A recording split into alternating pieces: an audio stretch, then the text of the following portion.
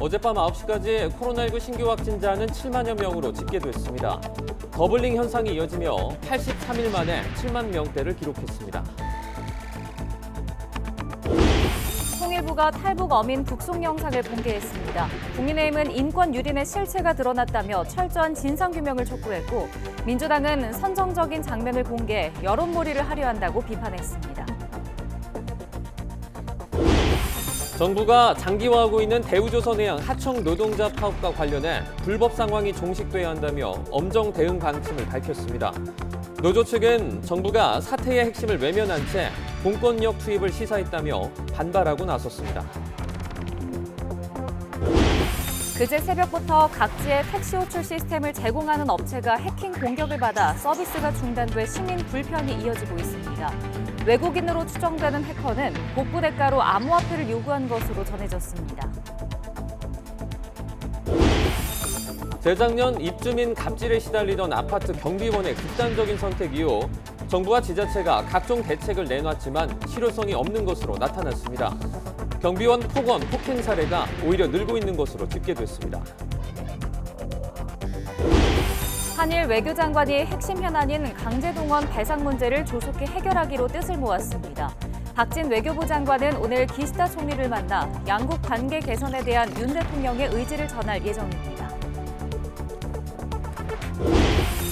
제니 옐런 미국 재무장관이 오늘 방한해 윤석열 대통령을 예방하고 추경호 경제부총리와 이창용 한국은행 총재와도 만날 예정입니다. 대북 제재 문제와 함께 각종 경제 현안에 대한 논의가 이루어질 전망입니다. 전국의 무더위가 다시 기승을 부리면서 낮 기온이 최고 34도에 이르는 등 찜통더위가 찾아오겠습니다. 내일은 제주도에, 모레는 전국에 다시 장맛비가 내릴 것으로 보입니다.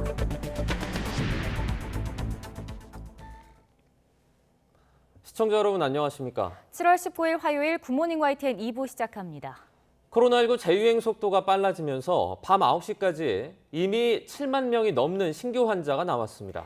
전주보다 신규 환자가 2배 증가하는 더블링 현상이 이어지면서 오미크론 유행 때와 같은 폭증세가 재현될 조짐을 보이고 있습니다. 보도에 김평정 기자입니다.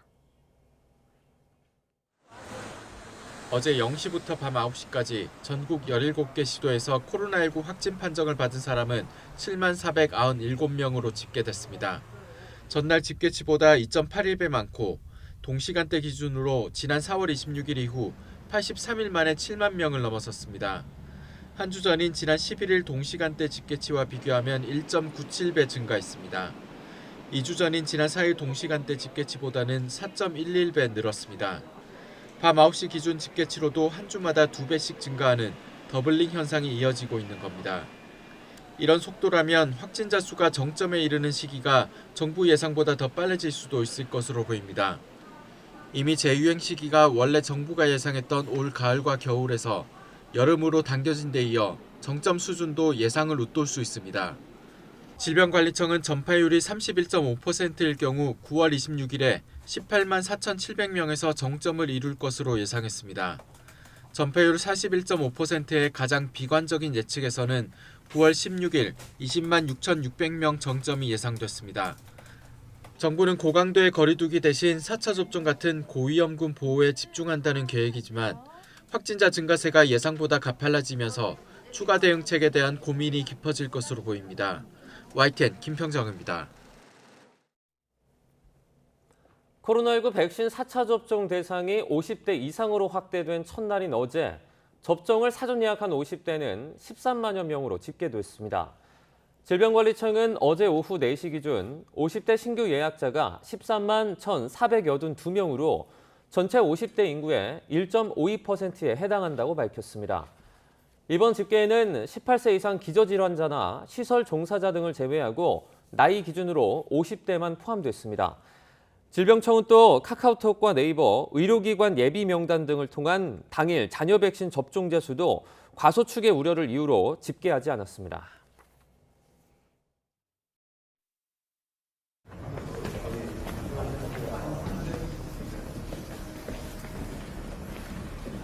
얘들이 가지고 온 거예요.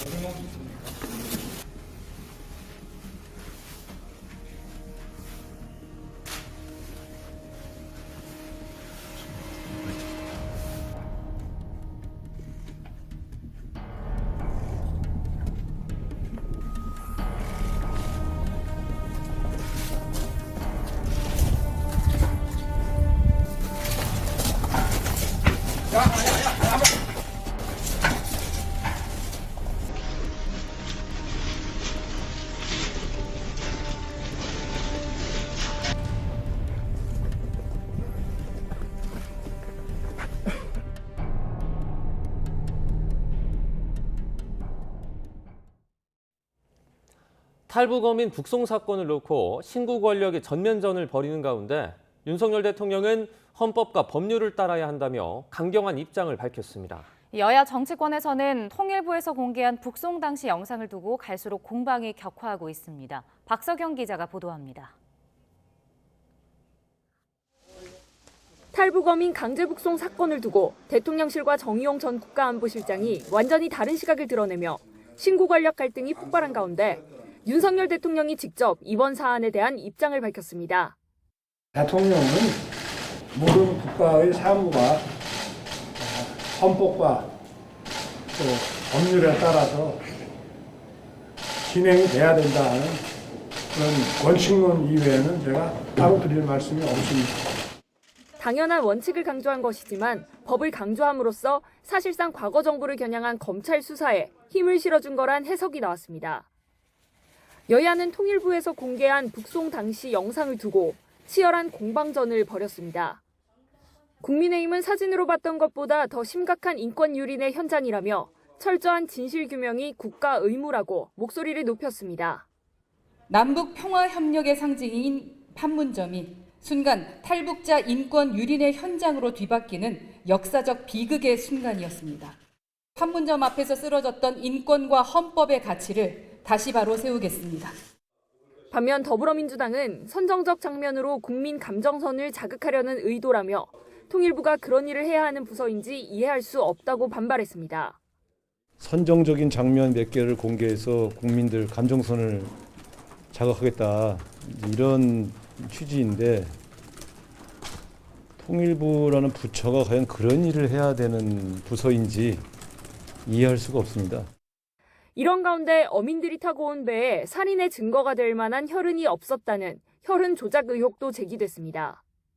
국민의힘 안병길 의원이 당시 어선을 소독한 농림축산검역본부 검역관으로부터 배에서 혈흔을 발견하지 못했다는 답변을 받았다고 밝힌 겁니다. 어민 북송 사건이 전 정권과 현 정권의 힘겨루기로 번진 상황이라 진상규명 수사가 이뤄지는 동안뿐 아니라 수사 결과가 나온 이후에도 정치권 공방은 계속될 것으로 보입니다. YTN 박석영입니다. 미국 국무부가 전임 문재인 정부에서 있었던 이른바 탈북 어민 강제 북송 논란과 관련해 구체적인 답변 대신 일반적인 북한 인권 문제에 대해 우려했습니다. 네드 프라이스 국무부 대변인은 현재 시각 18일 브리핑에서 관련 질문에 대해 북한에 대한 우리의 우려는 대량 살상 무기에만 국한된 것이 아니라고 답했습니다. 이어 우리는 북한 체제 인권 기록에 대해 깊은 우려를 하고 있으며 동맹과 파트너 국가들과 이런 우려를 공유하고 대화하고 있다고 강조했습니다. 또 북한 내에서 벌어진 인권 유린과 만행에 책임을 지도록 하기 위한 수단도 있다고 덧붙였습니다. 그제 새벽부터 인천과 강원, 대전 등 전국 30개 남짓 지역에 택시 호출 시스템을 제공하는 업체가 해킹 공격을 받아 서비스가 중단됐습니다. 외국인으로 추정되는 해커는 복구 대가로 비트코인을 요구한 것으로 전해지는데 교통 약자를 비롯한 시민들의 불편이 커지고 있습니다. 나혜인 기자입니다. 인천 지역 택시 호출 서비스를 제공하는 스마트폰 앱이 먹통이 됐습니다. 운영업체 서버가 일요일 새벽 해외 해킹 조직의 랜섬웨어 공격을 받아 시스템이 마비된 겁니다. 인천 말고도 해당 업체가 택시 호출 서비스를 제공하는 지방자치단체는 강원도 11개 시군과 대전, 부산 등 30개 남짓으로 파악됐습니다. 특히 부산 같은 경우 장애인 콜택시 호출 서비스가 작동하지 않아 교통약자들이 불편을 겪고 있습니다.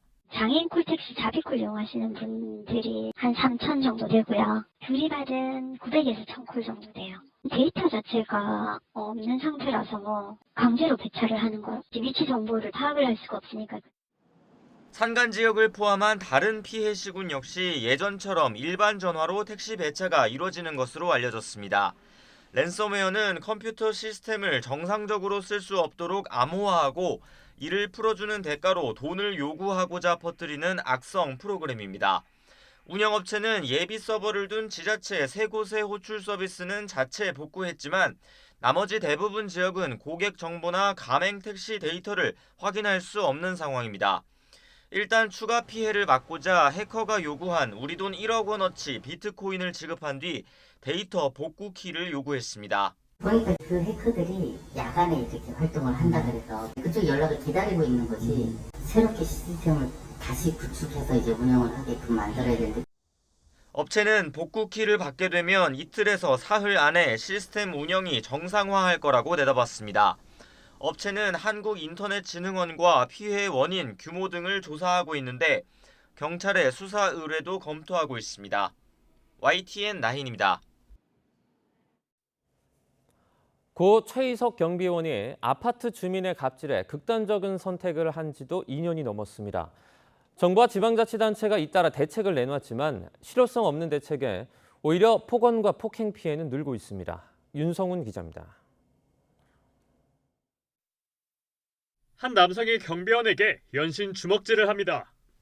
이를 말리던 다른 경비원도 폭행을 당해 코뼈가 함몰됐습니다. 지난해 1월 경기 김포시에 있는 아파트 주민이 입주민 전용 출입구로 들어오려는 지인의 차량을 막았다는 이유로 경비원들을 때린 겁니다. 경비원에 대한 폭언과 폭행 피해는 재작년 19건에서 지난해 24건으로 늘었고 관리사무소 직원의 피해도 1년 새에 16건 늘어 140건으로 집계됐습니다. 재작년 5월 고 최희석 경비원이 주민 갑질로 극단적 선택을 한 뒤 정부와 지자체가 잇따라 대책을 내놨지만 피해 사례는 오히려 늘어난 겁니다. 유명무실한 대책 탓입니다. 정부는 지난해 10월 입주민이 경비원들에게 부당한 지시를 하지 못하도록 공동주택 관리법을 개정했지만 폭언과 폭행으로부터 경비원을 보호하는 장치는 포함되지 않았습니다. 이에 앞서 지난해 1월에는 경비원 보호준칙을 제정하도록 법 시행령이 개정되면서 서울시 등 지자체별로 공동주택 관리규약 준칙도 만들었습니다.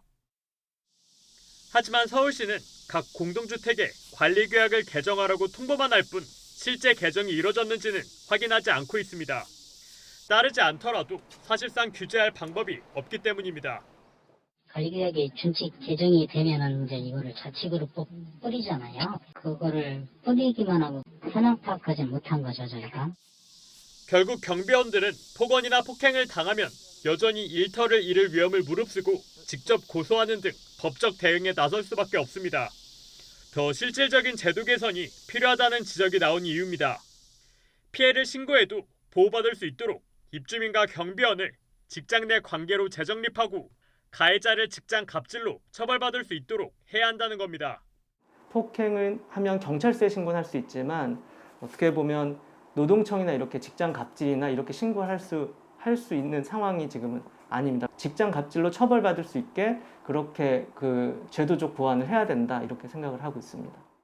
고 최희석 경비원이 사망한 지 2년, 큰 사회적 공분을 일으켰던 갑질 사태는 허술한 대책들만 남긴 채 경비원들은 여전히 폭언과 폭행으로부터 보호받지 못하고 있습니다.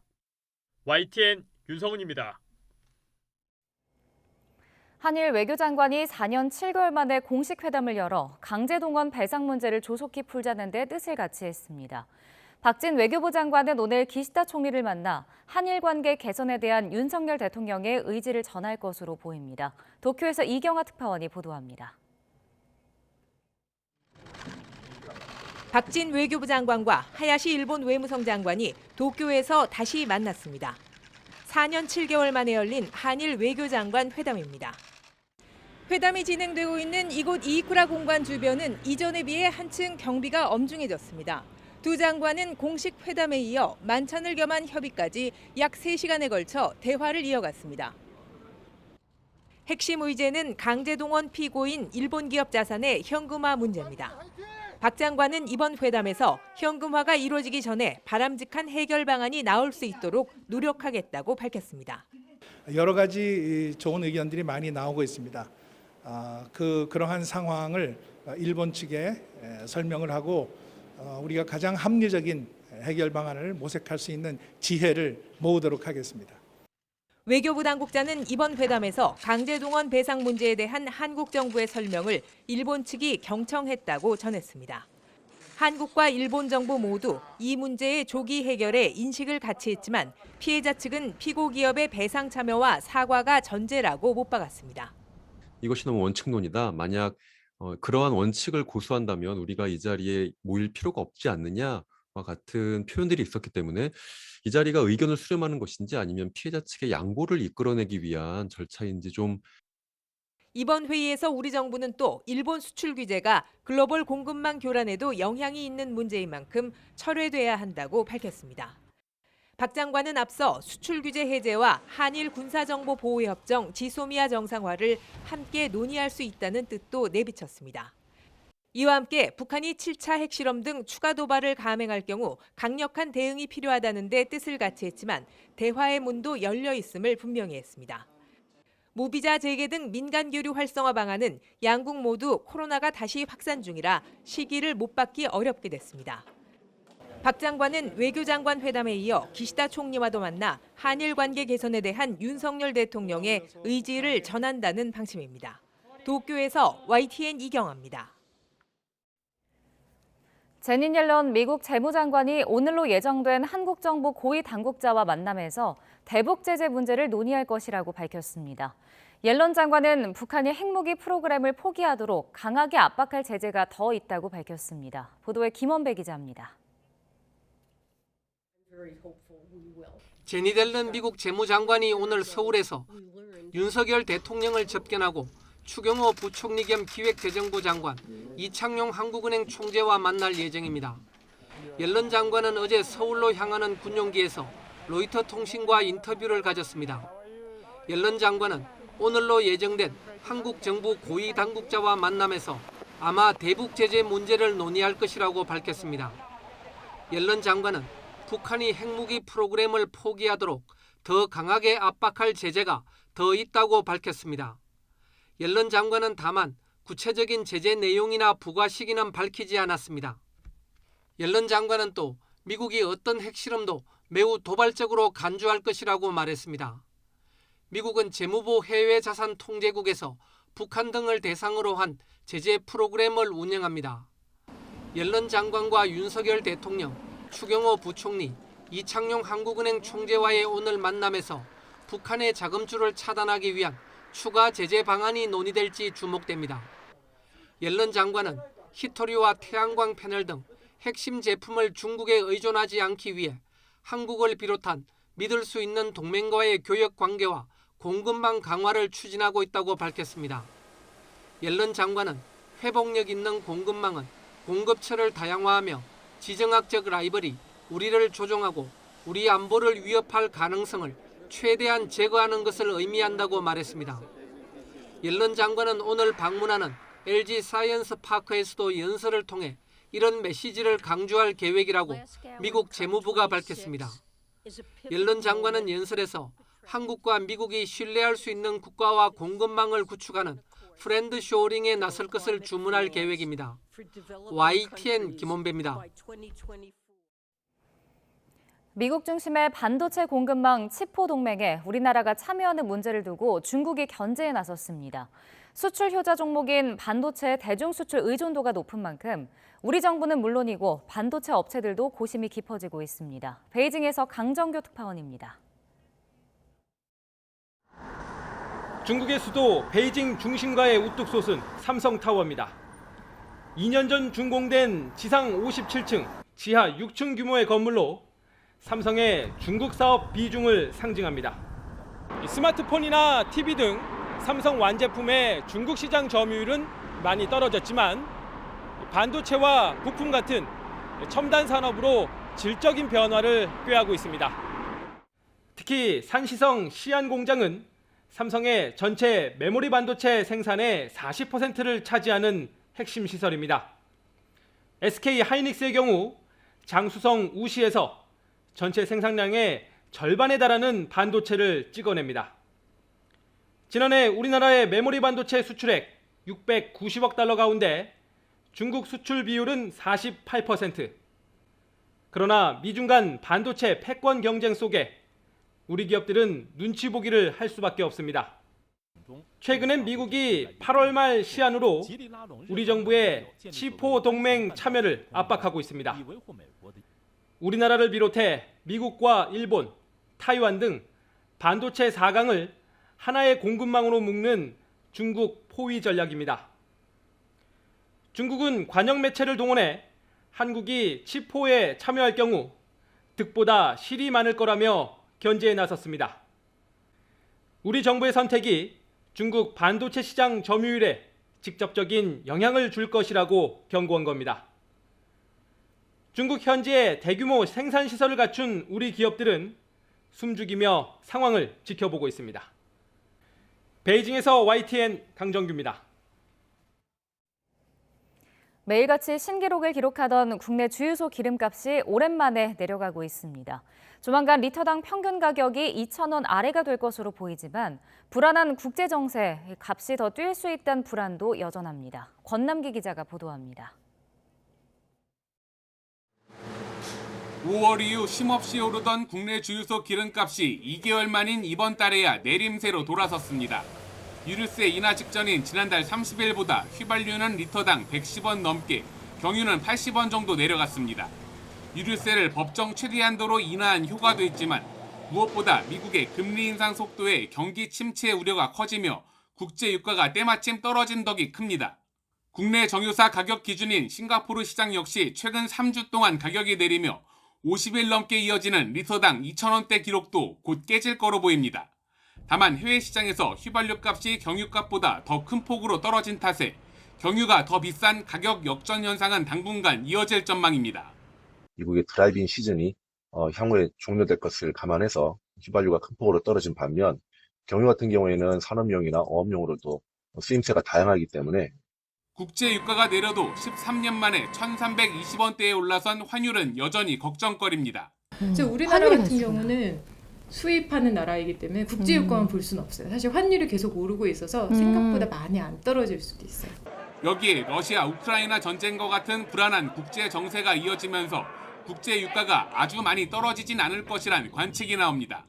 석유 수요는 하반기에도 증가 추세를 유지할 것으로 예상되고 있고 또 산유국들의 생산 능력이 한계에 도달하고 있다는 점을 고려하면은 주요 투자 은행들의 올해 3분기 국제유가 전망치는 배럴당 140달러에서 100달러 아래까지 들쑥날쑥한 상황. 당분간 주유소 기름값은 불안한 내림세를 이어갈 전망입니다. YTN 권남기입니다.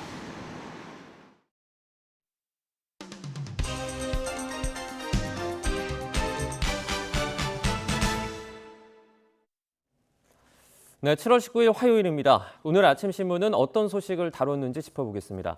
이현웅 아나운서가 주요 내용 정리해왔습니다. 어서 오세요. 안녕하십니까? 네, 첫 번째 기사는 이제 파업 관련된 내용입니다.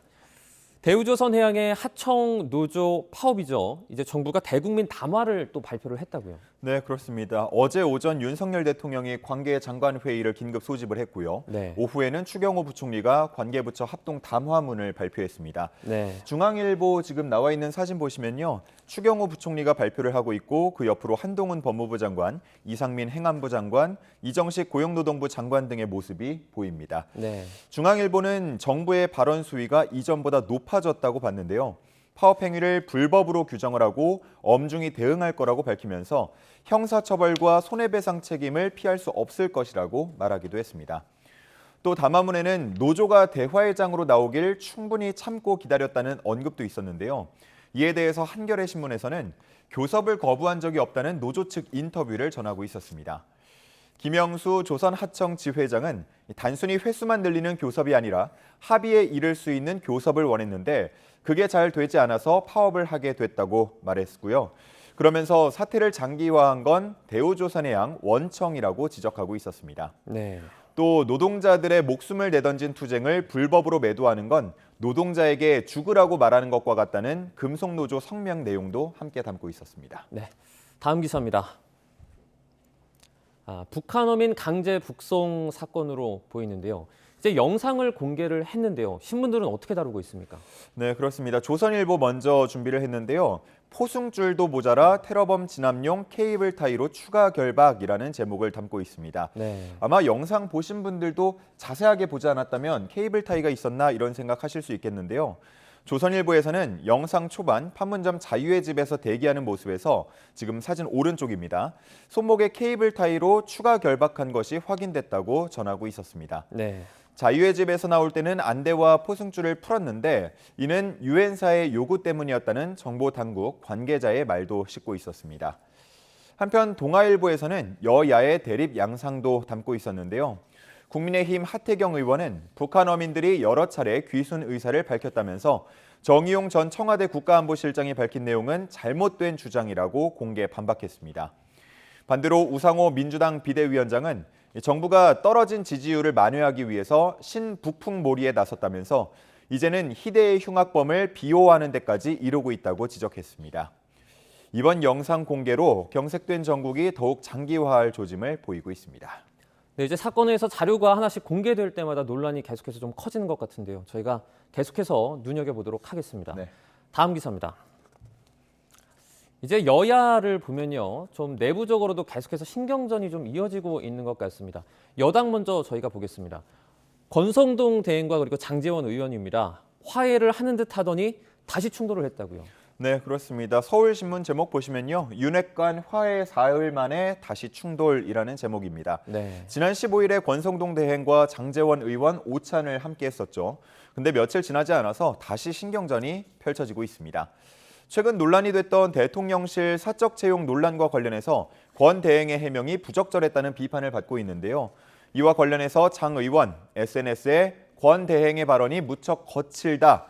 집권 여당의 대표로 막중한 책임을 감당하는 자리에 있다는 걸 잊지 말아달라라고 공개 비판했습니다. 네. 이에 대해서 권 대행은 지적에 대해서 겸허히 수용하겠다면서 더 큰 갈등으로 번지는 것은 좀 막는 분위기였는데요. 하지만 당내에서는 장제원 의원이 공개적으로 권성동 대행을 비판한 것은 향후 독자 행보를 걷겠다고 선언한 것과 같다는 해석이 나오고 있다고 합니다. 여기에 차기 당권주자로 꼽히는 김기현 의원도 조기 전당대회 필요성에 대해서 언론과 인터뷰하면서 이른바 권성동 흔들기에 가세하는 모습이었습니다. 네. 다음 기사로 민주당 상황도 보도록 하겠습니다. 이재명 의원이 이제 당대표 공식 출마 선언을 한 뒤에 이 당 내부에서 좀 공격이 강해지는 것 같아요.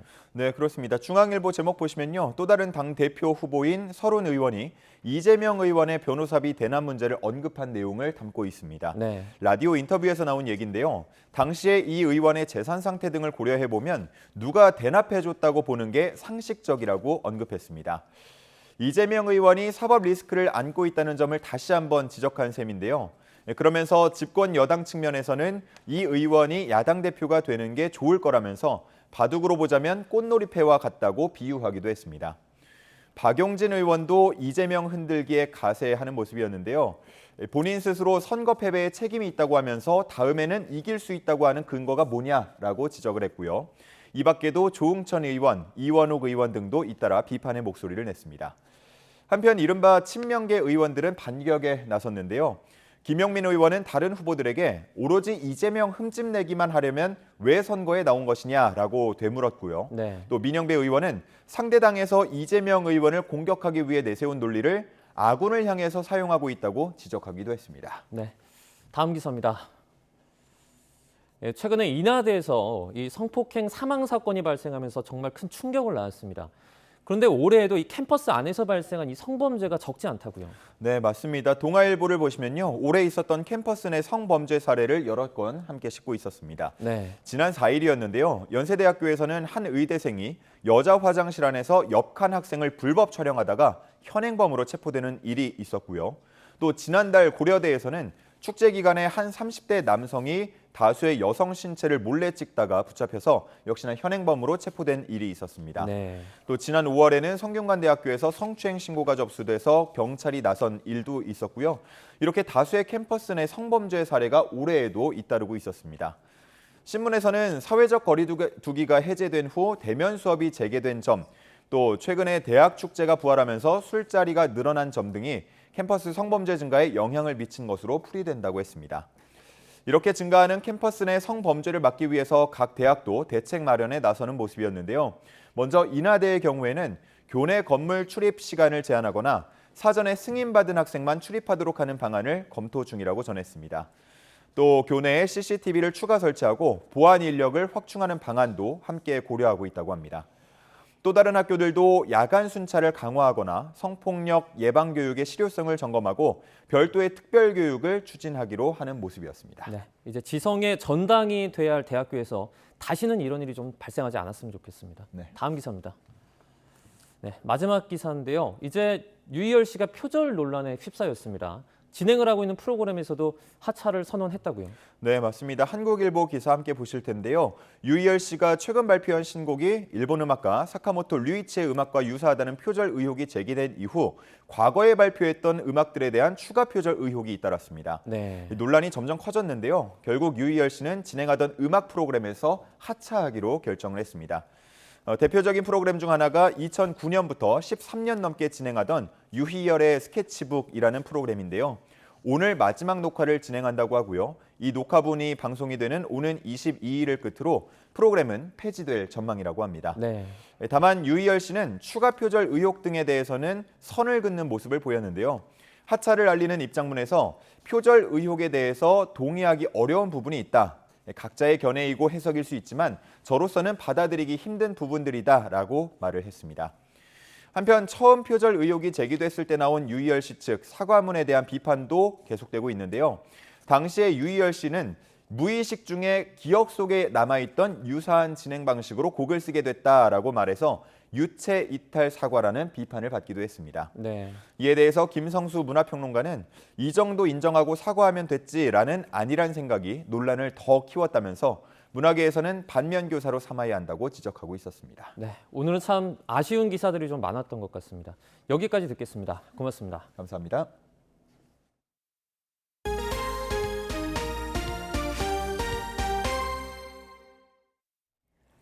유럽이 기록적인 폭염과 산불로 몸살을 앓고 있는 가운데 전 세계 40여 개 나라가 모여 기후 문제에 대해 논의했습니다. 안토니오 구테우스 유엔 사무총장은 기후 위기에 대응하지 못하면 집단 자살을 선택하게 될 것이라고 경고했습니다. 보도에 김선희 기자입니다.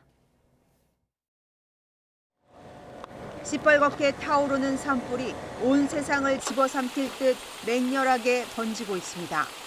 프랑스와 포르투갈, 모로코 등 유럽 곳곳에서 산불로 수만 명이 대피했습니다.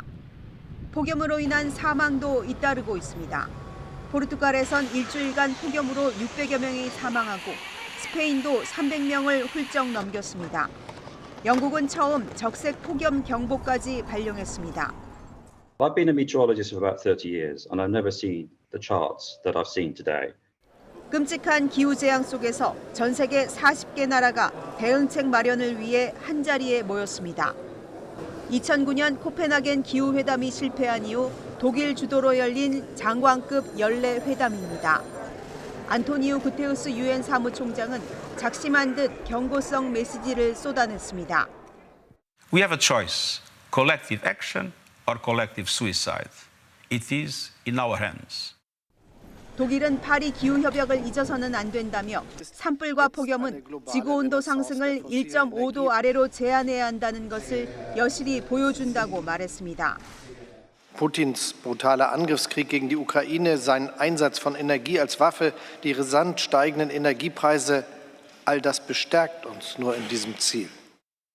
우크라이나 사태로 석탄 발전 비중이 높아지는 것은 일시적인 현상이고 2045년까지 탄소 중립을 실현하겠다고 강조했습니다. Wir haben in den letzten Jahren viel zu viel Zeit verplempert. Wir müssen jetzt unsere Klimaanstrengung in den nächsten 8 Jahren halbieren. 이런 가운데 유럽연합 영토 거의 절반가량이 심각한 가뭄에 노출돼 있다는 분석이 나왔습니다. 프랑스, 스페인, 이탈리아 등이 심각한데 이탈리아 5개 지역은 이미 비상사태를 선언했습니다. YTN 김선입니다. 우크라이나에서 러시아군이 민간인 지역에 대한 무차별 폭격을 계속하고 우크라이나군도 원거리 포격으로 맞서는 대치 상태가 이어지고 있습니다. 이런 가운데 EU는 아제르바이잔과 가스 공급 계약을 체결하고 겨울이 오기 전에 러시아산 가스 의존도를 줄이기 위해 총력을 다하고 있습니다. 보도에 이상순 기자입니다. 고층 아파트의 벽면이 통째로 횡하니 뚫렸습니다. 현지 시간 일요일 오후 우크라이나 하르키우의 한 아파트에 러시아군의 포탄이 쏟아졌습니다. Вот тому, который прямо в хату влетіло йому, він теж вийшов в шоці, правда, він сів отут, де ви сидите, і заплакав. 하르키우는 최근 몇 주간 러시아군의 무차별 폭격으로 민간인 희생이 속출하고 있습니다. 우크라이나군도 장거리 곡사포로 돈바스를 폭격하고 있는 러시아군에 맞서고 있습니다. 미국 등 서방 측이 지원한 무기입니다. 지난 4월부터 주변 유럽 국가에서 포격 훈련을 받은 우크라이나군이 실전에 투입됐습니다. Постійно маневруємо, тому що ворог засікає, дає відповідь. Ну, скажімо, коли в АТО було, воно можна було сказати, на одній вогневій позиції стояти день, два, три. Зараз ми так не практикуємо. 하지만 우크라이나군의 화력은 여전히 역부족입니다. 러시아군은 최신의 초음속 전폭기 수호이 34까지 수시로 출격시키고 있습니다. 러시아 국방부는 월요일에도 수호이 34가 군사 목표물을 타격했다며 작전 화면을 선전했습니다. 애초 계획과 달리 전쟁이 무려 5개월이나 됐지만 푸틴 러시아 대통령은 여전히 자신만만합니다. 압도적 군사력뿐만 아니라 석유와 천연가스 등 에너지도 무기화하고 있기 때문입니다. Мы не можем оторванно от всего мира развиваться. Но так и не будет. В современном мире невозможно вот так все, знаете, циркулем обвести, выставить огромный забор. Это просто невозможно. 이런 가운데 가스 수급 문제 해결이 당장 시급한 유럽연합 EU는 현지 시간 18일 아제르바이잔산 천연가스 수입을 2배로 늘리는 공급 계약을 체결했습니다. EU는 2027년까지 아제르바이잔 가스 수입을 갑절 수준인 연간 200억 입방미터까지 늘린다는 방침입니다. YTN 이상순입니다. 흑해를 통해 우크라이나 곡물을 수출하기 위한 우크라이나와 러시아, 유엔, 튀르키예 사자 협상이 이번 주에 열릴 가능성이 크다고 로이터 통신 등이 현지 시각 18일 보도했습니다. 보도에 따르면 훌루시 아카르 튀르키예 국방부 장관은 수출 항로와 관련한 계획, 보편적 원칙에 대한 합의가 있다며 세부 사항을 논의하기 위한 모임이 이번 주 중에 열릴 것이라고 밝혔습니다. 앞서 우크라이나와 러시아, 유엔, 튀르키예 대표단은 이스탄불에서 사자 협상을 열고 흑해 항로의 안전보장 조정센터 설립과 곡물 수출입 항구에 대한 공동 통제 원칙에 합의했습니다. 이라크와 우크라이나, 소말리아, 아프가니스탄, 예멘, 시리아, 이라크 등 7개 나라에 대한 여행 금지가 내년 1월 말까지 6개월 연장됩니다. 외교부는 제46차 여권정책심의위원회 여권사용 정책 분과회를 열어 우크라이나 등 7개 국가와 러시아, 로스토프 등 3개 지역에 대한 여행 금지 지정 기간을 내년 1월 31일까지 연장하기로 했다고 밝혔습니다. 외교부는 해당 국가 지역의 정세와 치안 불안, 테러 위험 등이 상당 기간 지속될 가능성이 높다고 판단했다고 설명했습니다. 오늘은 전국적으로 무더위가 기승을 부리겠습니다. 밤사이 제주도를 제외한 전국 대부분 지역에서 열대야가 쉬어갔지만 낮부터는 기온이 빠르게 오르겠습니다. 오늘 서울이 한낮에 31도로 어제보다 조금 높겠고요. 대구가 34도로 어제보다 11도나 높겠습니다. 더위 대비 잘해주시기 바랍니다. 현재 남부와 제주도 곳곳에 산발적으로 비가 내리고 있습니다. 이 비는 오늘 아침이면 대부분 그치겠고요. 날이 점차 개면서 자외선이 무척 강하겠습니다. 또 경기 북동부와 강원, 경북 북동 산간에는 소나기가 지날 수 있겠습니다. 현재 기온 살펴보겠습니다. 현재 서울 24.4도, 대전 21.1도 보이고 있습니다. 오늘 낮 기온은 대부분 33도 안팎까지 오르겠습니다. 서울 31도, 대전 31도, 광주 31도가 예상됩니다. 모레는 전국 곳곳에 다시 비가 내릴 전망입니다. 날씨였습니다. 피서철을 맞아 인구 이동이 늘면서 수도권뿐 아니라 비수도권에서도 코로나19 확산세가 뚜렷해지고 있습니다. 지자체들은 방역에 비상이 걸렸고 피서지 상인들은 여름 특수를 누리지 못하는 건 아닌지 긴장하고 있습니다. 송세혁 기자가 보도합니다. 지난 8일 문을 연 강원도 강릉 경포 해수욕장입니다. 튜브를 타고 넘실대는 파도에 몸을 맡기자 더위는 금세 사라집니다. 방역 조치가 완화되면서 3년 만에 마스크 없이 제대로 피서를 즐기는 모습입니다. 올여름 강원 동해안 해수욕장을 찾은 피서객은 54만여 명으로 지난해 같은 기간보다 24% 이상 증가했습니다. 이렇게 시원한 데 나오니까 오랜만에 정말 좋아요. 마스크 벗고. 피서철 인구 이동이 늘면서 수도권을 중심으로 번지던 코로나19가 비수도권에서도 급증하고 있습니다. 비수도권 확진자 수는 일주일 전보다 2배 늘었고 2주 전과 비교하면 4배 가까이 늘었습니다. 특히 본격적인 휴가철을 앞두고 확산세가 더 거세지지 않을까 우려가 큽니다. 지자체들은 해수욕장 샤워장과 화장실 등 피서지 다중이용시설을 위주로 긴급 방역 점검에 나섰습니다. 실내 시설인 화장실이라든지 샤워실은 손소독제에 비치가 되어 있는지, 마스크 착용을 하고 있는지 그런 부분들을 저희가 점검하는 거죠. 모처럼 여름 특수 기대에 부풀었던 상인들도 노심초사입니다. 지금 이제 많이 좋아지고 있었어요. 근데 지금 만일에 확진자가 많이 늘어나거나 그러면은 조금 저희도 걱정되고 이제 나라에서 또 이렇게 제한 조치가 있으면은 좀 타격이 있을 것 같아요. 방역 당국은 되도록 가족 단위 소규모로 피서지를 찾고 실내 마스크 착용 등 기본적인 방역 수칙을 지켜달라고 당부했습니다. YTN 송세혁입니다. 미국에서 일주일간 하루 평균 입원 환자가 4만 명을 넘었습니다. 지난주부터 감염자와 입원 환자가 급증하기 시작했는데 이번 주도 계속 이어질 거란 우려가 나오고 있습니다. 워싱턴에서 강태욱 특파원의 보도입니다. 뉴욕타임스는 17일 기준 미국의 일주일간 하루 평균 입원 환자를 4만 942명으로 집계했습니다. 2주 전보다 20% 늘어난 것으로 지난 2월 이후 5개월 만입니다. 지난주 400명을 넘긴 사망자도 2주 만에 10% 늘며 425명으로 증가했습니다. The 7-day average of hospital admissions is about 5,100 per day. It does represent a doubling of hospital admissions since early May. 이는 지난주부터 확진자가 급증한 영향이 나타난 것입니다. 뉴욕타임스는 지난주 13만 명을 넘긴 확진자를 17일 기준 12만 9천여 명으로 집계했습니다. 이는 주말을 지내면서 통계에 잡히지 않는 탓으로 실제는 더 많다고 보고 있습니다. 특히 40개 이상 주에서 감염자가 증가하고 있다며 매일 보고되는 확진자가 늘고 있다고 설명했습니다. Vaccines remain our single most important tool to protect people against serious illness, hospitalizations, and death. And staying up to date is essential as we see BA.5 rise across the country. 미국의 최근 확진자 급증은 우세종으로 올라선 BA.5의 확산 탓입니다. BA.5가 처음 유행하기 시작한 국가들과 마찬가지로 올여름 초부터 입원 급증 등 유사한 양상이 나타나고 있는 겁니다. 미국 언론은 확진자 증가가 지난주부터 본격화한 만큼 후속 지표인 입원 환자 급증도 잇따르는 등 확산 추세가 계속될 것으로 우려하고 있습니다. 워싱턴에서 YTN 강태욱입니다. 중국에서 코로나19 방역 요원들이 소독을 명목으로 가정집에 문을 부수고 들어가는 일이 이어져서 반발을 사고 있습니다. 홍콩 명보는 상하이의 중국 남부 광저우의 한 주거지역에서도 100가구 이상이 이런 일을 당했다고 보도했습니다.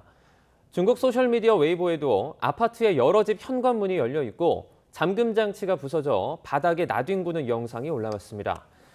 앞서 지난 9일 해당 주거단지에선 확진자 2명이 나오면서 나머지 주민들까지 격리시설에 수용됐고 그 사이 방역 요원들이 강제로 문을 열고 소독 작업을 한 것으로 전해졌습니다.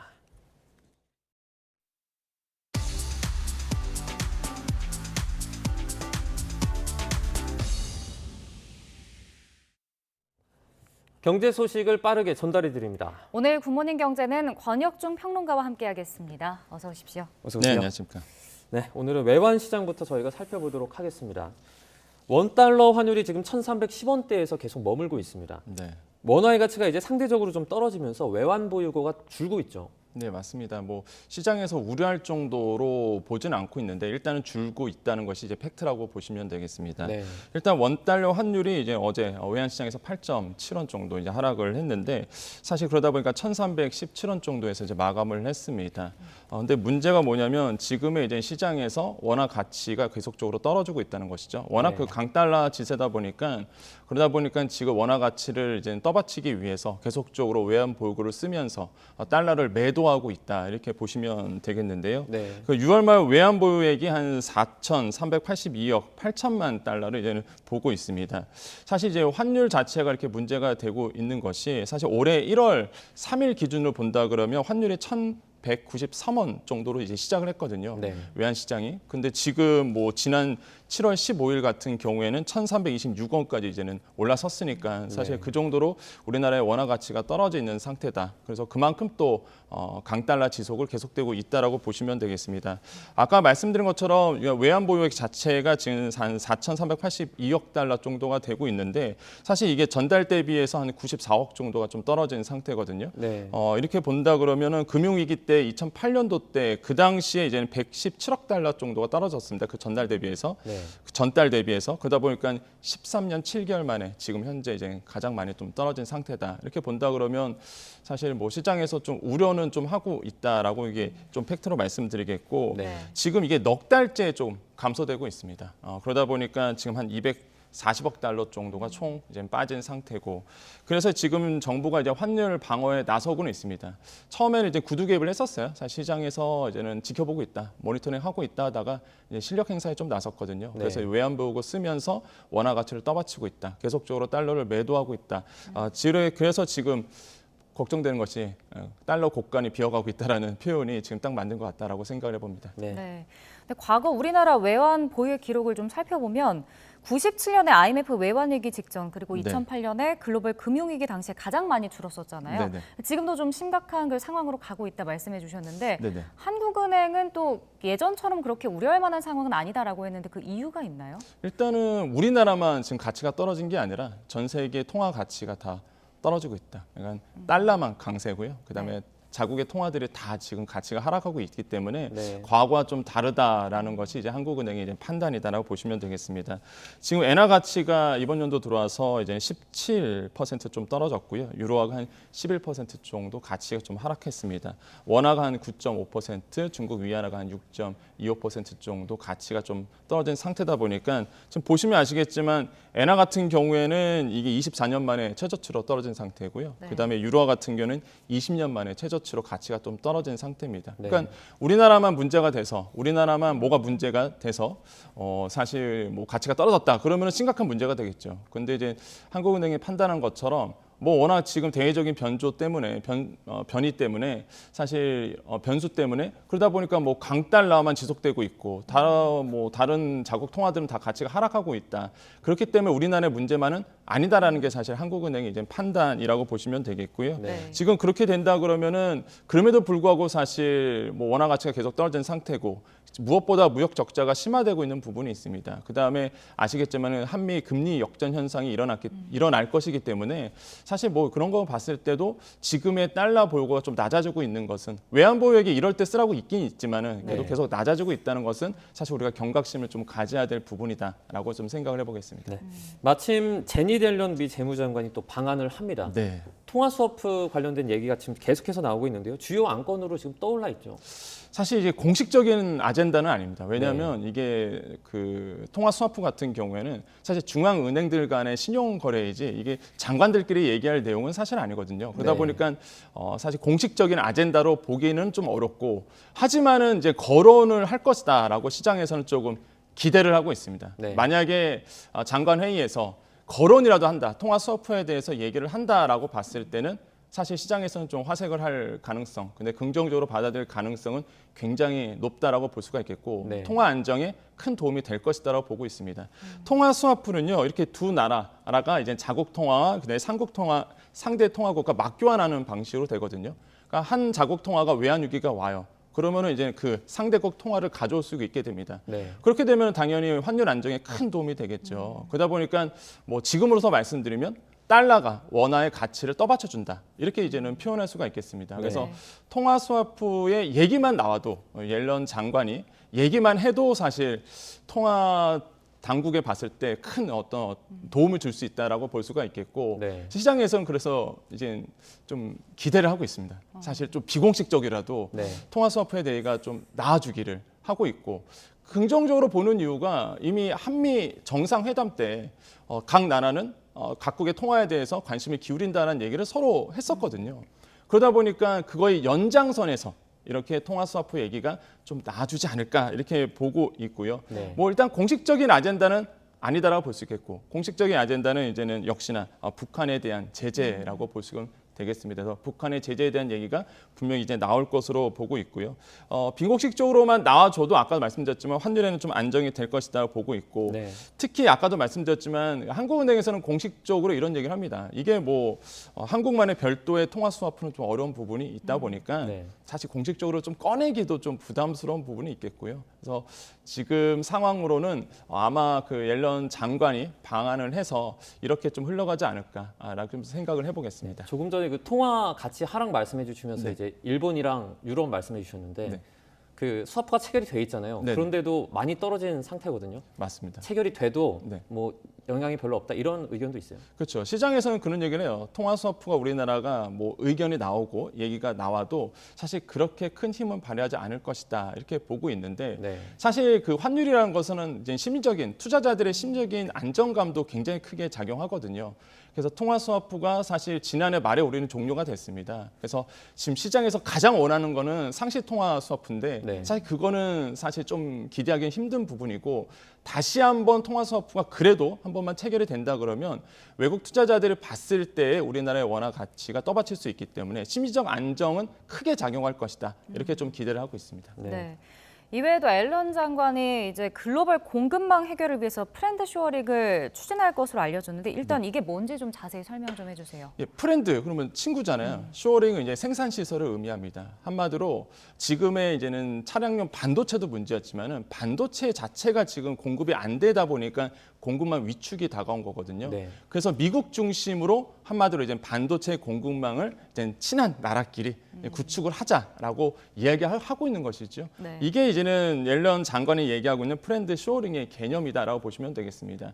한마디로 이제는 과거로 좀 회귀라고 보시면 돼요. 모든 것을 공급망을 열어놓은 것이 아니라 이제 필요한 나라들끼리만 묶어서 각자 우리끼리 잘 살아보자 이런 거다 보니까 당연히 중국은 반대할 수밖에 없는 상황으로 지금 가고 있다. 그래서 옐런 장관이 지금 우리나라에 이제 방문을 해서 LG의 이제 사이언스 파크 연구 개발에 이제는 갈 것이다라고 지금 알려져 있는 상태고요. 네. 특히 이제 동맹국가의 이런 공급망 병목 현상 이런 걸 해결하기 위해서 모였기 때문에 만약에 우리나라가 참여하게 된다 그러면 뭐 우리나라나 미국이나 대만 좀 공급망이 풀어질 수는 있겠죠. 근데 아시겠지만은 지금 대만이 이제 참여를 하기로 돼 있거든요. 네. 그러면 중국이 당연히 반발할 수밖에 없고 거기에 우리나라도 참여하게 된다 그러면 당연히 이제는 중국의 반발세. 그래서 중국에 있는 그 여론은요 지금 이렇게 형성되어 있습니다.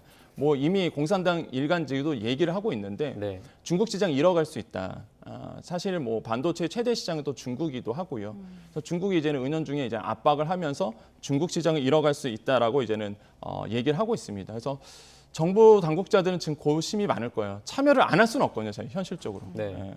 참여를 할 수밖에 없을 텐데 중국을 어떻게 달래가면서 이런 것들을 좀 돌파하고 있을지. 그래서 지금의 상황을 좀 모니터링하고 있다라고 보시면 되겠습니다. 그래서 과거로 좀 회귀를 했어요. 사실 우리나라의 이제 외교의 시험대에 좀 올라 있는 상태다라고 판단해 보겠습니다. 그럼 이 프렌드 쇼어링에 참여를 하게 되면 그 외부 뭐 이런 혼란이라든지 경제적인 문제에 있어서는 좀 어느 정도 보호를 받을 수 있게 되는 건가요? 그렇죠. 지금의 반도체 공급망이 안 됐던 것이 공급망이 훼손당했잖아요. 네. 사실 이제 원자재 가격도 오르고 무엇보다 이제는 코로나19로 인해서 사실 뭐 필요가 없게 된 부분이 있습니다. 그러다 보니까 생산 시설이 멈추게 됐어요. 미국도 사실 지금 가장 큰 문제가 되고 있는 것이 뭐 원유도 문제겠지만 반도체 수급이 안 되다 보니까 사실 소비자 물가가 계속적으로 올라가고 있는 부분이 있거든요. 네. 특히 자동차 가격이 많이 오른 이유가 반도체 수급이 안 됩니다. 차량용 반도체가 없기 때문에 계속적으로 차량용 가격 올라가죠. 물가 치솟죠. 그러다 보니까 미국도 지금 내부적으로 큰 문제를 안고 있거든요. 빨리 이런 공급망을 풀어줘야 되는데 그러면 이제 현실적으로 봤을 때 반도체를 만들 수 있는 나라 미국, 대만, 한국 그다음에 조금 일본까지 포함된다 그러면 이렇게 이런 나라들이 모여서 이 공급망을 해소시킨다라고 하면 이 자국 내에서는 큰 영향을 줄 수가 있겠죠. 특히 네. 미국 내에서의 자국적인 어떤 내부적인 요인들을 한 번에 풀어갈 수 있는 묘수가 될 수 있기 때문에 그래서 지금 옐런 장관이 프렌드 쇼어링을 가지고 왔다. 과연 우리나라가 끝까지 봤을 때 참여를 할지는 지켜보셔야 되겠다고 말씀을 드리겠습니다. 이 경제적인 부분만 고려를 했을 때 그러면 그 단순한 오프 쇼어링이 그러니까 제조 시설을 그냥 경제적인 원리에 맞춰서 타 국가로 옮기는 게 조금 더 유리한 거 아닙니까? 그렇죠. 아무래도 저는 사실 개인적으로 봤을 때 프렌드 쇼어링에 좀 공개적으로 좀 찬성하는 입장으로 보시면 되겠는데 네. 물론 외국 나라에 뭐 생산 시설을 옮겨간다 이런 거는 자국 입장에서 봤을 때는 좋은 건 아니겠지만은 그래도 일단은 그 시장에 참여를 할 수 있다는 부분, 그다음에 무엇보다 공급망의 위축은요 우리나라의 문제만은 아니거든요. 네. 이게 글로벌적으로 서플라이 체인이 묶여 있기 때문에 사실 공급망이 해결되지 않으면은 우리나라도 마찬가지고 미국도 마찬가지고 사실 계속적으로 이렇게 그 경제적으로 악영향을 줄 수 있습니다.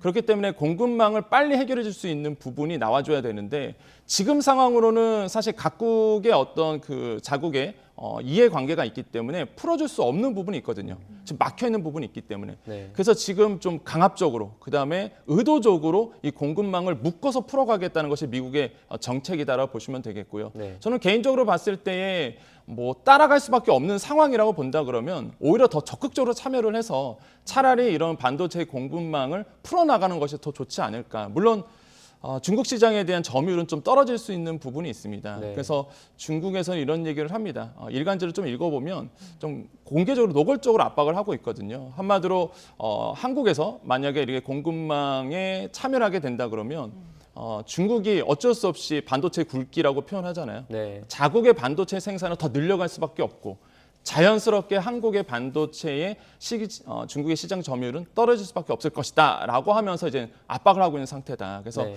과연 이것을 한국이 어떻게 풀어낼 수 있을지라고 지켜보셔야 되겠습니다. 네.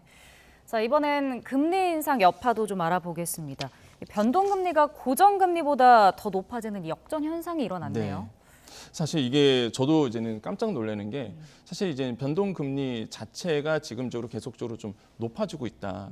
그래서 지금 상황을 봤을 때에 이제는 그 전세자금 대출 금리가 높아지고 있는 부분이 있거든요. 네. 근데 전세자금 대출 금리는요, 그 차트에 보시면 코픽스 금리를 이제는 따라가게 됩니다. 네. 지금 코픽스의 금리가요 역대 가장 큰 폭으로 이제 상승을 했거든요. 네. 이게 지난 16일에 한 번에 0.4%포인트가 올라섰습니다. 그래서 지금 코픽스 도입한 이래 12년 5개월 만에 가장 큰 폭으로 지금 오르고 있다. 그러다 보니까 이제 전세 시장의 대출, 전세자금 대출 금리가 치솟고 있다라는 것이 지금의 이제 현상이라고 보시면 되겠고요. 네. 근데 이게 문제가 되는 게 이게 6월 코픽스 금리거든요. 네. 근데 이게는 빅스텝을 지금 녹여내지 않은 상태잖아요. 네. 그래서 이제 빅스텝이 단행이 되고 나서의 7월에 코픽스 금리가 더 높아질 수밖에 없다. 지금의 시장에 이런 전세자금 대출 금리가 상단에 지금 6%입니다. 네. 근데 만약에 빅스텝까지 이제 단행된 게 7월 코픽스 금리의 현상에 녹여낸다 그러면 8%? 심지어 뭐 8% 후반까지 갈 수 있거든요. 네. 전세자금 대출은 아시겠지만 대표적인 서민 자금입니다. 이게 계속적으로 이렇게 금리가 높아진다는 거는 당연히 서민들 입장에서는 좋아하지 않을 수밖에 없고요. 그러다 보니까 지금 시장에서는 우려스러운 목소리가 지금 나오고 있다라고 보시면 되겠고, 네. 과연 8%까지 간다 그러면 사실 이게 과거에 했을 때 1년 전만 하더라도 전세자금 대출이 제 기억으로는 2.5% 정도였습니다. 네. 그럼 지금 6%면은 2배 된 거죠. 그다음 8% 되면 거의 3배에 육박하는 수준까지 가기 때문에 계속적으로 이런 전세자금 대출이 높아질 수밖에 없다. 그러면 대출 금리가 이렇게 높아진다 그러면 당연히 뭐 서민들 입장에서는 실질 소득이 떨어지게 됩니다. 뭐 지갑이 얇아지다 보니까 뭐 한간에 이런 소리 하잖아요. 월급 들어오면 공중분해된다는 얘기가 딱 그런 표현이 딱 맞을 정도로 뭐 금리로 다 쓰다 보면은 사실 내 가처분 소득이 떨어지잖아요. 네. 그러다 보니까 소비를 안 하게 됩니다. 소비가 위축되면 역시나 또 경기가 또 하강 국면에 더 깊게 들어갈 수 있기 때문에 이런 것들이 좀 우려스러운 부분이 지금 나오고 있다라고 생각을 해보겠습니다. 네. 가계 대출 이제 평균 금리가 7% 정도일 때, 네. 뭐 이런 연구가 있습니다. 채무 불이행 위기에 처하는 사람이 몇 명이 될 수 있다. 네. 이런 시뮬레이션 결과까지도 나왔죠. 예, 지금 시뮬레이션 결과가 나왔는데 네. 사실 여기서 봤을 때 이제 DSR 70% 초과, 금방 말씀하신 게 이제 총부채 원리금 상환액이 70% 초과하신 분들이거든요. 네. 이런 분들이 이제는 보통 봤을 때 최저 생계비를 빼고 제외했을 때 원리금을 감당하지 못하는 세대라고 보시면 되겠습니다. 네. 이런 분들이 이제는 140만 명 정도가 되는데 이게 금리가 높게 되면은 대출 금리가 한 3%포인트 정도 높아지게 된다 그러면 190만 명으로 이제 치솟게 되는 부분이 있겠고요. 네. 부채 금액도 한 357조라고 본다 그러면 이게 대출 금리가 3%포인트 오른다 그러면 이게 480조 원 정도로 더 올라가기 때문에 사실 굉장히 좀 부담스러운 부분으로 가고 있다고 보시면 되겠고, 여기에 계층보다 더 심한 계층이 있습니다. 바로 이제 소득세와 건강보험료 내고 나면 생활을 못 하시는 계층이 있어요. 이게 DSR 90% 초과하신 분들이거든요. 네. 한마디로 뭐 이자 갚고 나서는 아무것도 생활을 할 수 없는 계층입니다. 한마디로 영끌. 뭐 최대치로 이제 대출을 끌어당기신 분들이라 보시면 되겠는데 이런 분들이 이제는 3%포인트 정도 오른다 그러면 90만 정도가 되는데 한 120만 명 정도 더 늘어나게 되고요. 그다음에 대출 금액도 한 254조 원에서 이제 336조 원으로 더 늘어나다 보니까 지금 시장에서는 뭐 대출 금리 더 오를 수밖에 없고 기준 금리가 오르는 상황에서 그다음에 전보 스텝도 뭐 갈 수도 있는 부분이 있어요. 이제 네. 지금 빅스텝 한번 달행했고 한 번 더 갈 수도 있는 거고 그건 모르거든요. 그렇게 된다 그러면 아무래도 이제는 이렇게 이자 갚아서 생활할 수 없는 이자만 갚아도 내가 생활 자체가 안 되는 이런 세대들이 더욱더 계층이 나올 수밖에 없다. 그래서 사실 금리가 굉장히 심각한 문제로 작용하고 있다고 좀 생각을 해보겠습니다. 네. 지금 영끌족 이야기도 해주셨는데 뭐 대출 이자를 견디다 못해서 결국 집 내놓는 사람들도 생기고 네. 있습니다. 그래서 최근 부동산 단기 매도 비율이 높아졌다고요? 이게 단기 매도가 뭐냐면 1년 내에 파시는 분들이거든요. 네. 그러면 지금 10명 중에 지금 시장에서는요. 한 명꼴로 그러니까 한 10% 정도는 지금 시장에서 1년 이내에 매물을 내놓고 있다라고 지금 평가를 받고 있습니다. 네. 실제 통계를 봐도요. 그런 비율은 나오고 있거든요. 1년 미만에서 매도를 하시는 분들이 지금 한 9.9% 정도 나왔기 때문에 정말 10% 정도 되잖아요. 10분의 1, 10분의 1 정도가 10명 중 1명이 한마디로 이렇게 1년 내에 매도를 하고 있다라고 보시면 되겠고요. 그러한 이유는 역시나 뭐 대외적인 변수도 있습니다. 뭐 금리 인상도 있을 것이고 그다음에 시장 자체가 부동산이 이제는 경색되고 있는 부분. 네. 그다음에 지금 당장이라도 또 빨리 팔아야 되는 부분. 뭐 통화량이 회수되는 부분 이런 대외적인 변수도 있겠지만 가장 큰 거는 역시나 금리 인상이다. 역시나 영끌족이 이런 통계를 봤을 때 10명 중 1명이 1년 내에 매도를 하고 있다는 것을 봤을 때요. 금리 압박에서 못 버티고 파시는 매도하시는 분들이 나오고 있다는 것이 반증하고 있는 거거든요. 네. 근데 이러한 현상들은 앞으로 이제 계속될 것으로 보고 있기 때문에 계속적으로 집값 하락 안정세는 계속적으로 나올 가능성은 굉장히 높다라고 좀 판단해 보겠습니다. 네. 그리고 어제 국토교통부가 이 국민 주거 안정 지원 대책을 또 윤석열 대통령에게 보고를 했습니다. 어떤 내용들이 담겼죠? 일단은 뭐 공약 때 나왔던 250만 원 플러스 알파 공급을 하겠다라고 이제는 공약 때 나왔던 얘기고요. 네. 이거를 국토부가 어떻게 현실화시킬지에 대해서 이제 가이드라인을 이제 발표를 했다. 그래서 보고를 했다 이렇게 보시면 되겠고요. 특히 이제 핵심적인 내용은 이겁니다. 이제 민간 주도의 공급이다.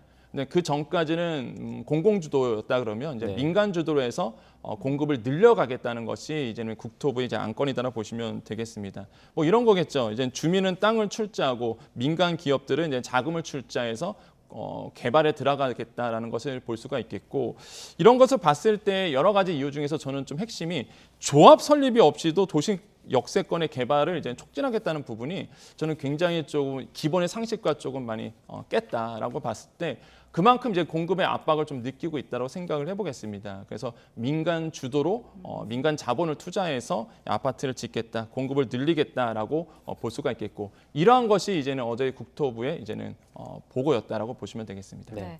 근데 어제 그 이 업무 보고할 때 뭐 드라마 얘기도 나왔다고 네네. 하더라고요. 이건 무슨 얘기인가요? 이게 드라마 이름을 밝혀야 될지 모르겠는데 네. 나의 해방일지하고 사실 네. 경기도민의 애완을 드린 겁니다. 네. 뭐 거기 가면 대부분 에피소드 많이 나오거든요. 네. 사실 뭐 나는 막차 타고 맨날 집에 간다부터 시작해서 출퇴근 애완입니까? 네, 출퇴근을 하죠.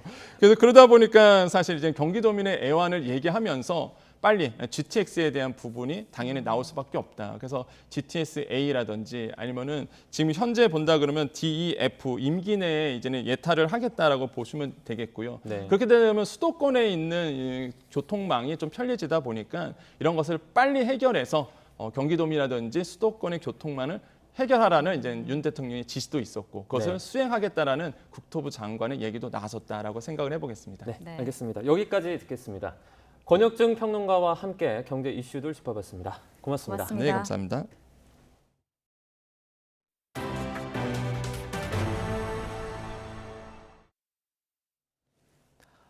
우리나라 높이뛰기 간판 우상혁이 사상 첫 실외 세계 육상 선수권 대회 금메달에 도전합니다. 지난 3월 세계 실내 선수권을 제패했던 우상혁은 한국 시간 오늘 오전 9시 45분부터 미국 오리건주 유진의 헤이워드 필드에서 열리는 2022 세계 육상 높이뛰기 결선에 출전합니다. 지난 16일 예선에서 2m 28을 넘으면서 공동 1위로 결선에 오른 우상혁은 도쿄올림픽 공동 금메달 바심 등과 우승을 다툽니다. 한국 육상 높이뛰기는 이진택이 1999년 기록한 6위가 역대 세계대회 최고 성적이며 세계 육상 선수권 메달도 경보 김연섭의 동메달뿐입니다. 연일 계속되는 폭염과 장마에 야외 활동도 쉽지 않은 상황에서 우리 군 장병들은 실전을 가정한 교전 훈련을 하며 구슬땀을 흘렸습니다. 이번 훈련은 미군과 함께 진행했는데 미군 전력을 포함해 여단급 쌍방 훈련을 한 건 이번이 처음입니다. 한현희 기자의 보도입니다. 육군 12사단 상승 향로봉 여단과 28사단 독수리 여단. 군모에 각각 파란 띠와 노란 띠를 두르고 훈련에 돌입했습니다. 실제 상황을 가정한 무박 4일의 KCTC 과학화 전투 훈련이 펼쳐진 곳은 강원도 인제 산속. 지금까지는 한 개 여단이 전문 대항군 부대와 맞서는 상황을 가정했지만 이번엔 2개 여단이 서로 도전하는 방식이 적용됐습니다. 실전에 가장 근접한 훈련으로 평가받는 KCTC 훈련을 더 많은 부대가 경험할 수 있도록 하기 위해서입니다. 폭염과 장마라는 악기상을 극복하고 실제 작전 환경에 가장 근접한 환경에서 한미가 하나 되어 치열하게 훈련할 수 있는 좋은 기회였습니다. 주한미군 보병중대 300여 명도 한국군 각 여단에 편성됐습니다. 지난해 처음 적용된 KCTC 여단급 쌍방 훈련에 주한미군이 투입된 것도 이번이 처음. 별도의 시나리오 없이 힘을 합쳐 돌발 상황을 이겨내며 연합 작전 능력을 키웠습니다. It is my hope, like our saying, 같이 갑시다, that the ROK U.S. Combined Division, 2ID, continue to seek training opportunities to build proficiencies and interoperability between our two armies. 육군은 폭염과 장마 속에서 진행된 대규모 훈련이었던 만큼 전투 이외의 손실을 예방하기 위해 안전통제관 90여 명을 별도로 편성해 지원했다고 덧붙였습니다. YTN 한현입니다. 우리 공군의 특수비행팀 블랙 이글스가 영국에서 열린 세계 최대 규모의 군사 에어쇼에서 최우수상과 인기상을 거머쥐었습니다. 한여름에 더위도 날려버릴 만큼 시원한 블랙 이글스의 비행을 신준명 기자가 전합니다.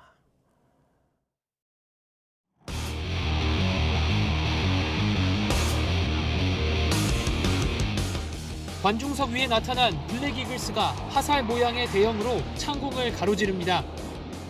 폭포수처럼 쏟아지는 아찔한 비행을 펼치더니 거대한 동그라미 안에 붉은 제트구름을 펼쳐 태극 문양을 그려냅니다. 빨간 하트를 화살이 뚫고 지나가는 재치 있는 큐피드 기동도 선보이며 관객들의 마음을 훔칩니다.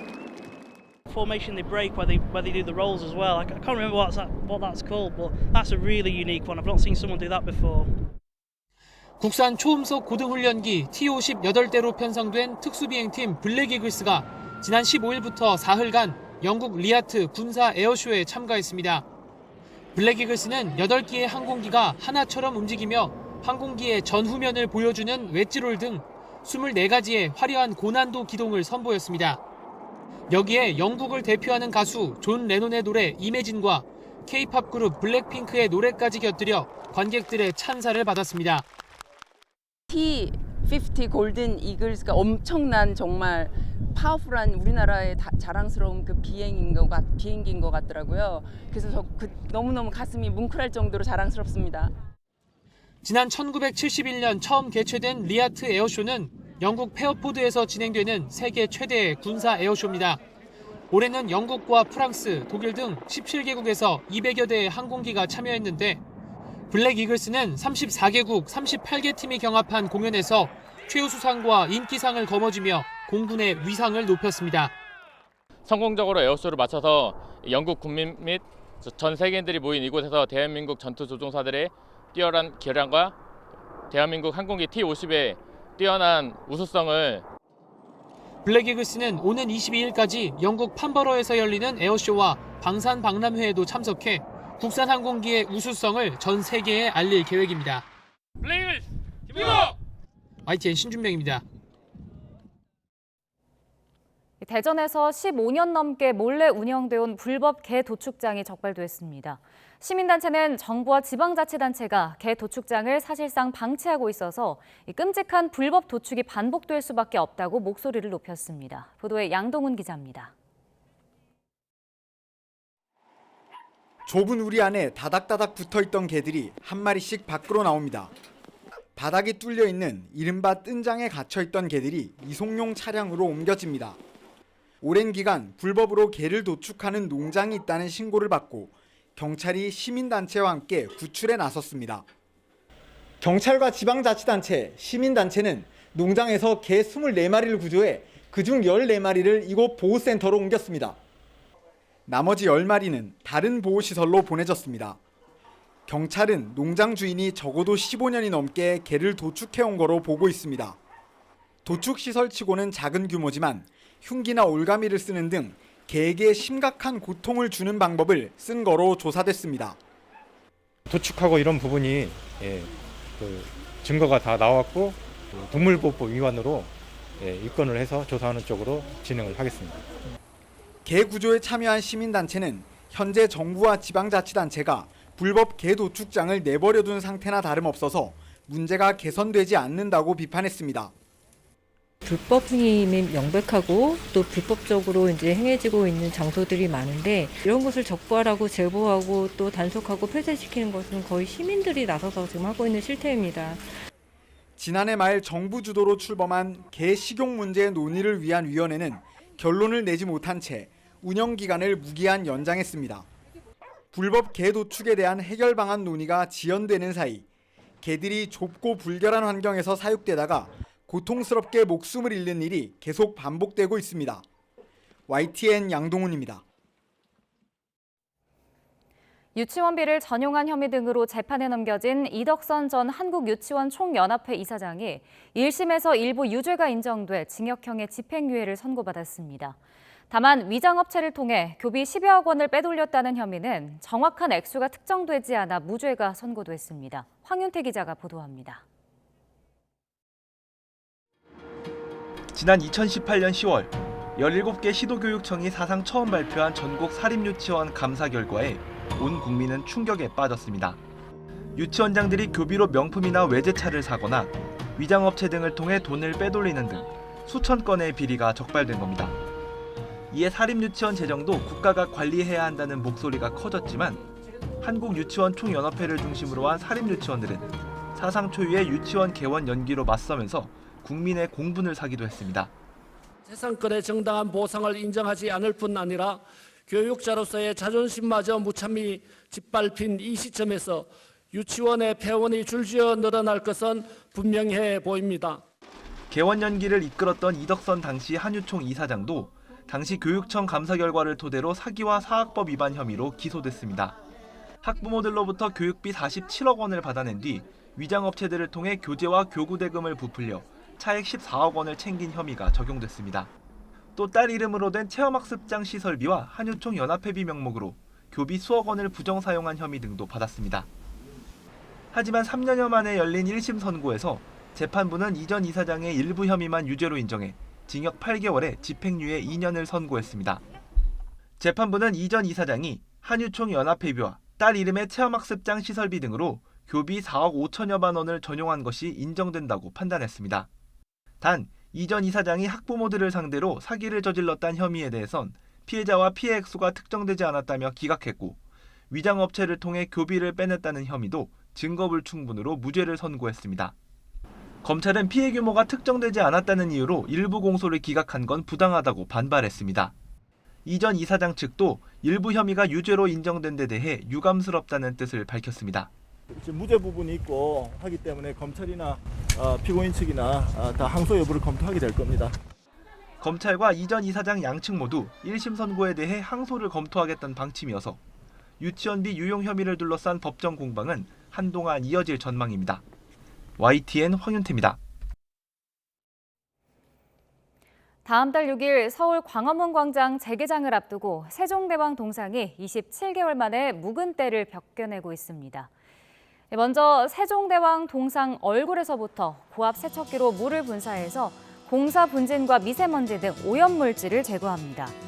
광장 개장을 앞둔 만큼 이번엔 물 청소만 하는 게 아닙니다. 동상은 알칼리성 세제를 사용해서 녹은 보존하고 오염물질만 제거하고 기단은 산성과 알칼리성 세제를 모두 사용합니다.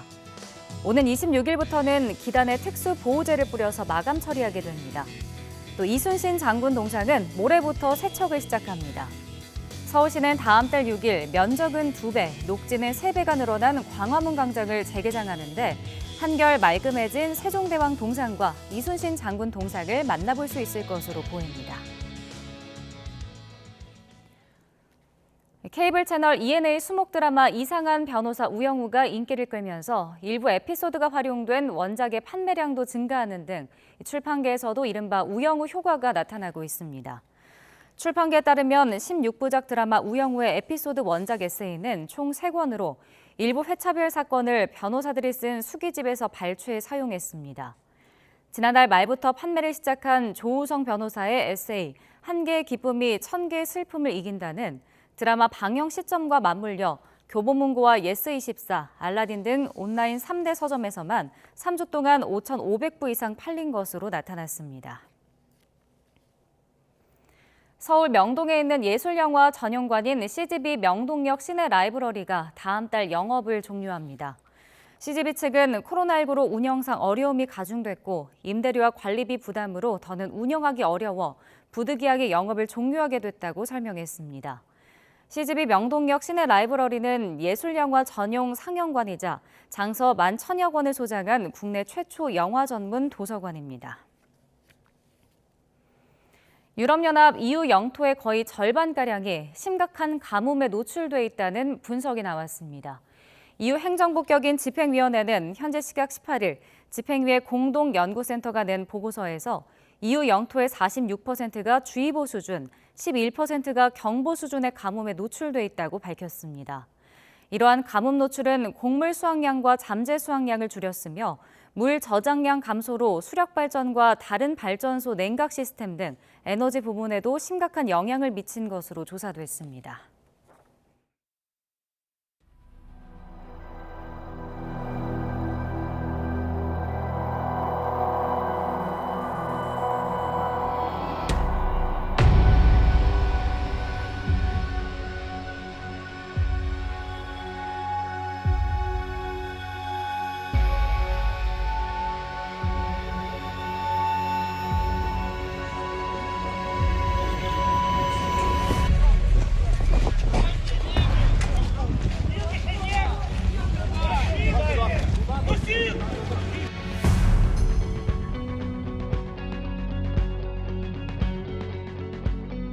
Куди ми йдемо, зайка? Куди ми йдемо? До Алли?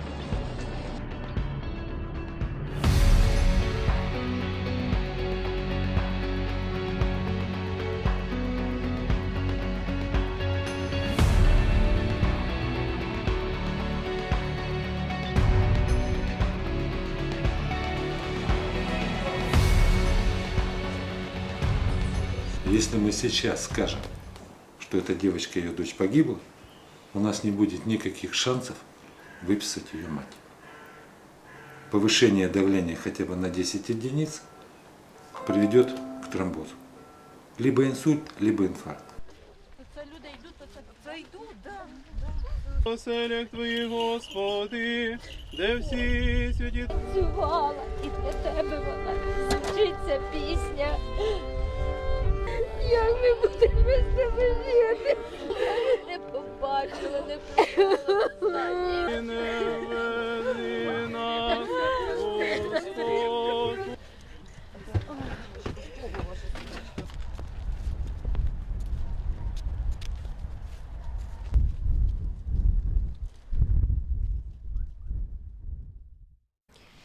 장마 전선이 남하하며 다시 전국적으로 무더위가 기색을 부리겠습니다. 현재 서울 기온은 24.6도로 밤사이 열대야는 쉬어갔지만 한낮에는 31도까지 오르면서 어제보다 조금 더 높겠습니다. 또한 어제 비가 내리며 선선했던 대구는 어제보다 무려 11도나 높은 34도까지 치솟겠습니다. 더위와 함께 전국적으로 자외선 지수도 높게 치솟겠습니다. 외출하실 때에는 시원한 옷차림 해주시고요. 자외선 차단에도 각별히 신경 써주시기 바랍니다. 오늘 아침까지 남부와 제주도에는 산발적인 비가 조금 더 내리겠습니다. 이후 낮 동안에는 점차 맑은 하늘이 드러나겠습니다. 다만 오후 한때 경기 동부와 강원, 경북 북부에는 대기 불안정으로 인한 5에서 20mm의 소나기가 지나겠습니다. 밤사이 대부분 지역에서 열대야가 쉬어갔습니다. 현재 서울 기온은 24.6도, 대전 21.5도, 부산 24.4도를 나타내고 있습니다. 낮 기온은 서울 31도, 춘천 32도로 중부지방은 어제와 비슷하거나 조금 높겠습니다. 남부지방은 대구 34도, 광주 31도 등 어제보다 5에서 11도나 높겠습니다. 목요일에는 대부분 지역에 다시 장맛비 소식이 있고요. 토요일 중부와 호남 지방을 시작으로 일요일에는 전국에 비가 내릴 전망입니다. 오늘 동해안과 제주도에는 너울성 파도가 높게 일겠습니다. 해안가 접근을 자제하는 등 안전사고에 각별히 유의해 주시기 바랍니다. 지금까지 상암동 야외 스튜디오에서 YTN 홍나실입니다. 화요일 아침 굿모닝 YTN은 여기까지입니다. 잠시 후 뉴스라이더가 방송됩니다. 시청해주신 여러분 고맙습니다.